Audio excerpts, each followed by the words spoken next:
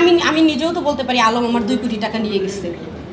এখন সেটা যদি হয় যে তার টাকা আমি নিয়েছি, সে আইনিভাবে আমার বিরুদ্ধে সে ব্যবস্থা নেই, সমস্যা।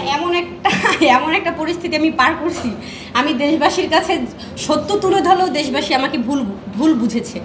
আপনারা তো প্রমাণ পেয়েছেন যে মিথিলার সাথে তার সম্পর্ক ইতিমধ্যেই অনেক মানে যে আলম তো স্বীকার করছে না, কারণ সে তো লুকিয়ে, যদিও তার কাছে কোনো এভিডেন্স নেই, কোনো কাবিননামা নেই, তারপরও মিথিলাই তো বলছে যে কাজী ডেকে তারা কবুল করে বিয়ে করেছে, তাই না?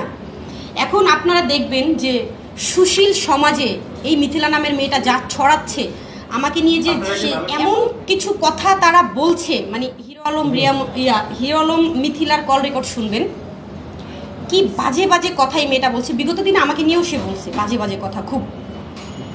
এখন কথা হচ্ছে এগুলো আর আমি কত নিব? আমি সাইড কেটে গিয়েছি, এটা ভালো না? বলেন, আপনারাই বলেন। আমি হিরো আলমকে ডিভোর্স করেছি, এটা ভালো না?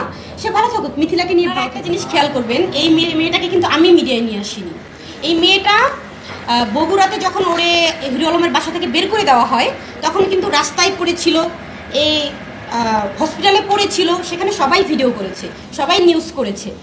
তারপর আমি কিন্তু নিউজ দেখেই এই মেয়েটাকে, নিউজ দেখে আমি একে মিডিয়াতে আনিনি।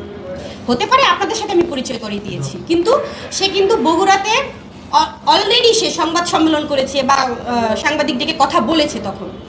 তারপর ভাবলাম যে হ্যাঁ, আমি যেটা বলছি সেটা তো সত্যি, তাহলে আমি প্রমাণ করে দিই মেয়েটার সাথে কথা বলে। কিন্তু এই মেয়েটাকে আমি কাছে টেনেছিলাম, বাসায় রেখেছিলাম, আশ্রয় দিয়েছিলাম, এটাও আমার ভুল ছিল। যদিও আমার ভুল ছিল, এই মেয়েটাই শেষমেশ আমাকে অনেক ক্ষতি করেছে, আমার বিরুদ্ধে খুব নোংরা কথা বলেছে। যাই হোক, এটা আল্লাহ পাক যা করে ভালোর জন্যই করে।